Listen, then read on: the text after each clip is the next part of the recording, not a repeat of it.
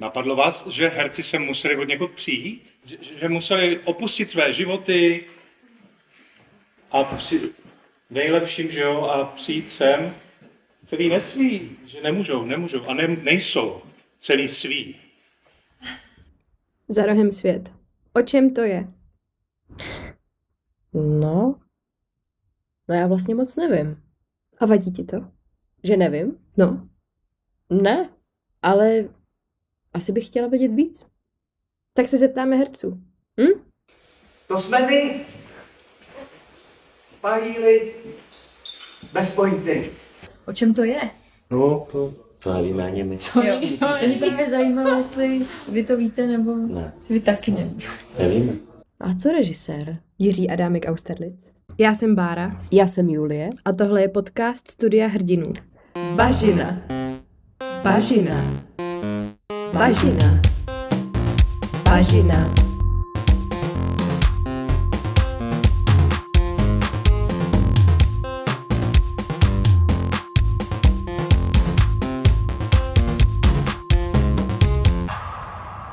Za rohem svět. O čem to je? Je to taková jakoby krajina motivů a pochodů a úkonů s lehkostí, s nějakým jako vtipem, humorem, absurditou, kde tu a tam cinkne něco, co přímočařeji se týká obtíží naší doby a nějak se to tak celý poskládává snad nejenom pro nás, ale i v hlavách diváků. My jsme prostě jenom hození takového bazénu, jako kterým tak nějak plaveme a vlastně kolikrát ani nevíme, proč to říkáme. On je to takovej imaginativní obraz našich pocitů nebo našich duší v době, která vypadá, jak vypadá, kdy se toho spoustu rozpadá a rozkládá a slovo krize už nemůže být přetíženější. Co je toto přemnožené? Co se říká tím přemnožené?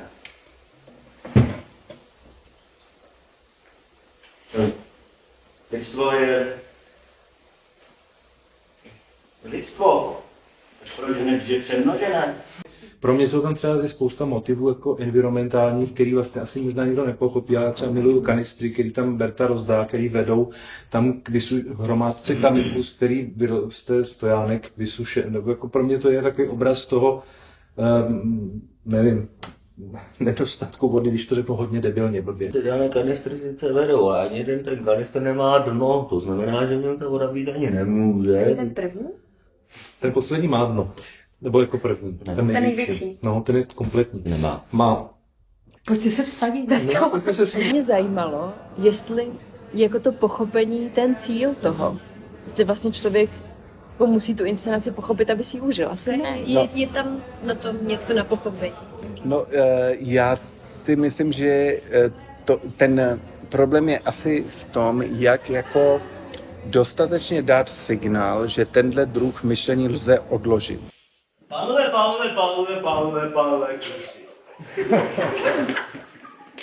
no, jak bych to tak řekl? Ono to nám někde je. Tak vlastně najednou to umožňuje jako vnímat ty věci úplně jinak, ne? Jako pocitově, náladotvorně nebo po detailu. Tak tohle já zkoumám, ono je to jako pro mě taky postupný odkládání toho transparentního verbalizovaného tématu. A mě hrozně baví tuhle hranici pokoušet.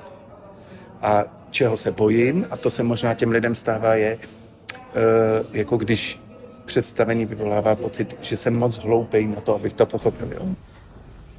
Jenom tady tak postávat a přehazovat slova lopatou. A vědět, že ráda louská pořeky, no. A dobrý.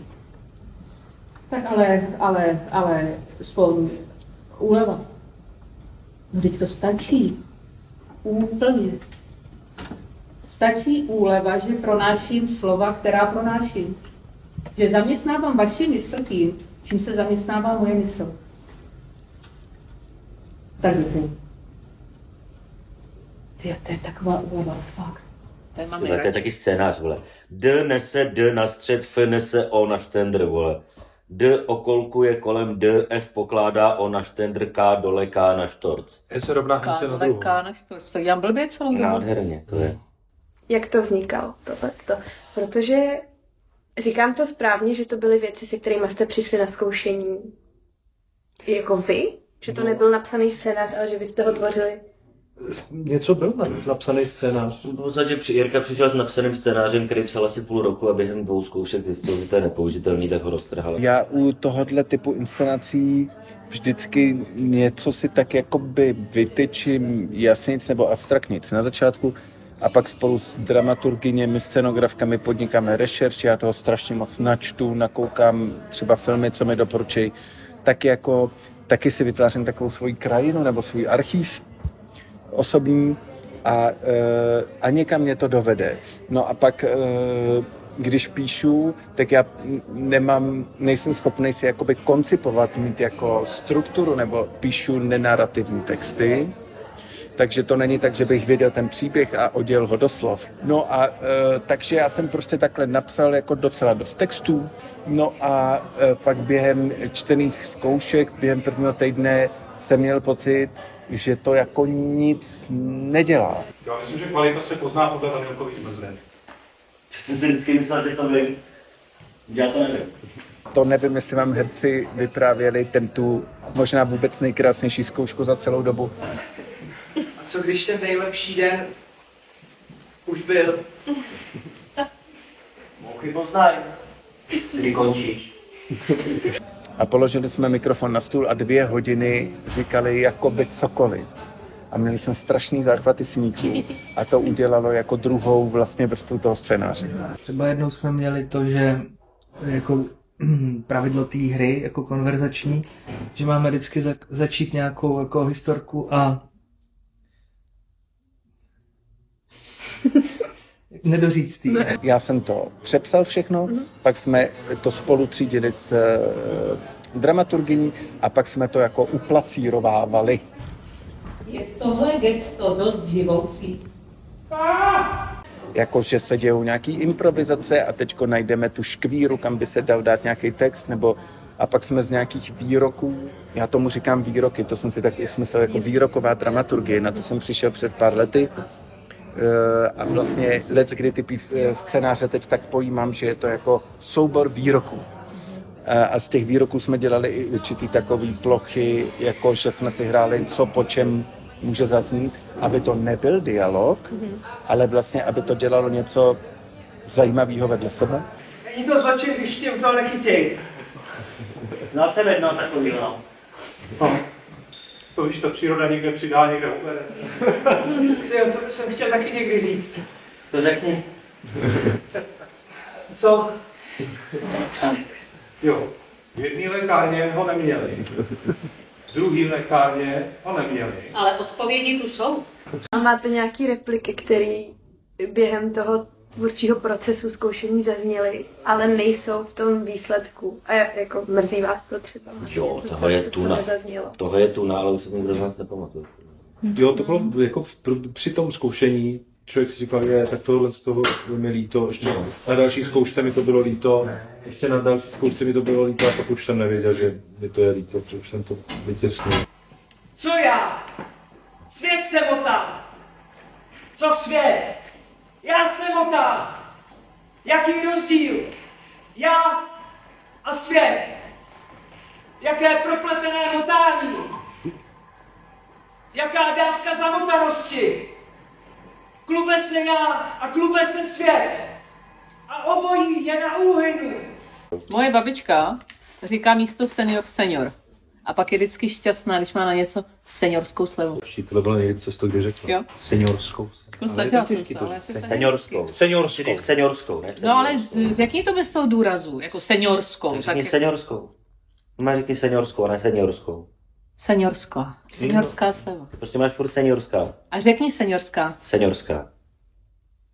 Ňorsko. A řekni, je šťastná, když má na něco seniorskou slevu. Je šťastná, když má na něco Je šťastná, když má na něco seniorskou slevu. Díky! Lízne to tam trošku. Díky. No ano, Je šťastná, když má na něco seniorskou slevu. No, ale taky zářezně na to. Seniorsko. New Yorkskou.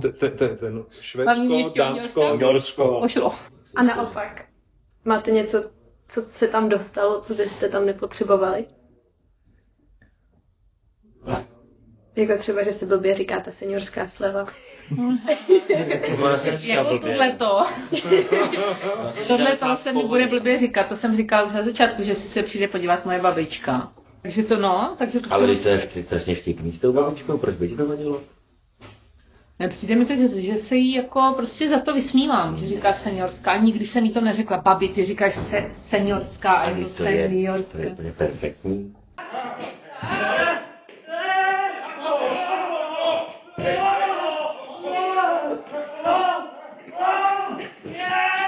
Takže jako během toho představení vlastně už prostor pro improvizaci tolik není. Takže bylo by to zajímavé, kdyby tam občas něco padlo navíc. Jediná možnost je říct si, že mi to nevadí. Že unikání nevadí. Takže to nemění? Nepřidávají se? Ne. To je přesně vycizelované. No. Protože ono by se nám to asi rozpadlo trošku, se bojím, kdyby jsme tam měli. Jediný vlastně improvizovaný místo je, když jsme tam v těch velkých kalhotech s Feďou.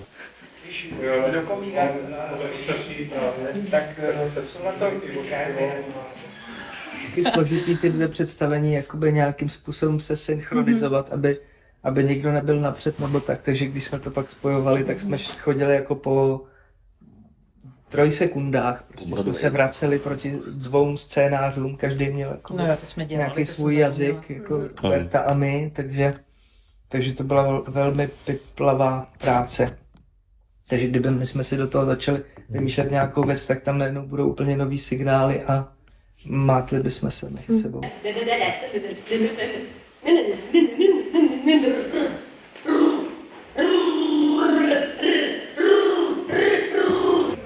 Ještě mě zajímá ta spolupráce s Bertou Doubkovou. Jak to vzniklo?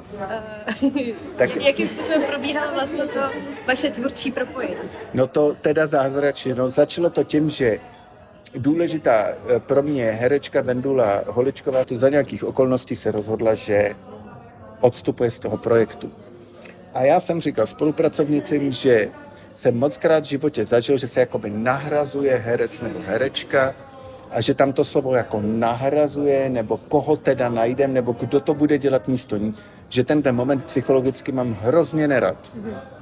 A že bych tam jakoby místo Venduly jakoby nikoho nehledal, že bych hledal úplně jiný řešení. A měli jsme 3 nápady. Jeden byla tanečnice, ta konkrétní jedna na to neměla čas, ta to odřekla. Pak to byl takový jako zvláštní typ herce, nebudu říkat schválně jméno, takovýho jako antiklauna, nebo jak to říct. A už nevím, proč to sešlo, protože by to bylo čistě mužský obsazení, co se nám nějak nechtělo. A pak jsme zkusili tu Bertu, já jsem znal její věci a znal jsem ji jako vlastně zvláštně všestrannou, výtvarně, performersky, i píše texty a tak. Takže jsme to zkusili. To je to unikání. Proto jsme si tady najali i pomoc. To je Berta, ona je scenografka, není herečka. Ne, ale ona je výborná scenografka, ona dostala cenu teďko.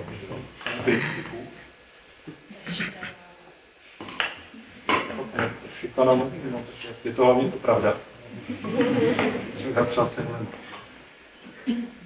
Ale to zázračné na tom bylo, že ta Berta má takovej vlastně křehký, intimní druh tvorby, ale je jako taková asertivně pevná. Nechceš se s náma zúčastnit podcastové debaty? To jsi součástí úplně naprosto. Úplně zvláštní zase zážitek, že jsem reálně zkoušel 2 věci na jednu. Jakože to bylo opravdu tak, že jsme třeba v 1, ve 2 skončili zkoušku s herci, mezitím si Berta nachystala věci, nebo dokoupila a já jenom přešel z velkého sálu na malej a zkoušeli jsme další 3 hodiny s Bertou. Že to probíhalo odděleně, to zkoušení. No, to nešlo jinak. a dokonce občas jsme ji jako přivedli. Improvizovali za její přítomnosti a tak, ale pak na to trochu nebyl čas, jo. Ono jako my jsme opravdu museli vyhotovit jako celovečerní materiál na obě strany a pak to sázet dohromady. Berta tady koná a pečuje. Berta by si měl taky zopakovat svoji věci. Jo. Tak řekni. Bažina. Bažina. Bažina. Bažina.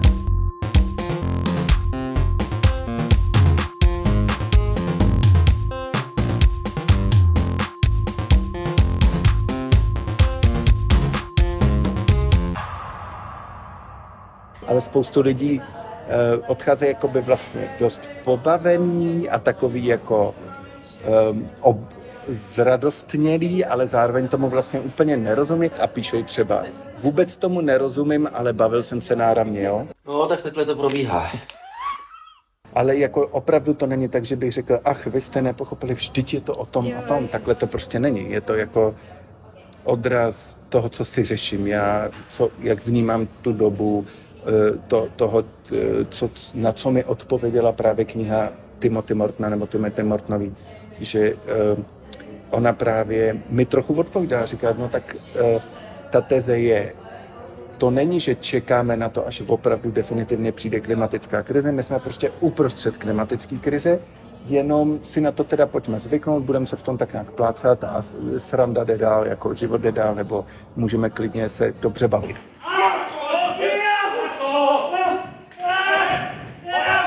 Konec dobrý, všechno dobrý? Chcete ještě jednou? Nevím, ten konec. Já bych ještě chtěl.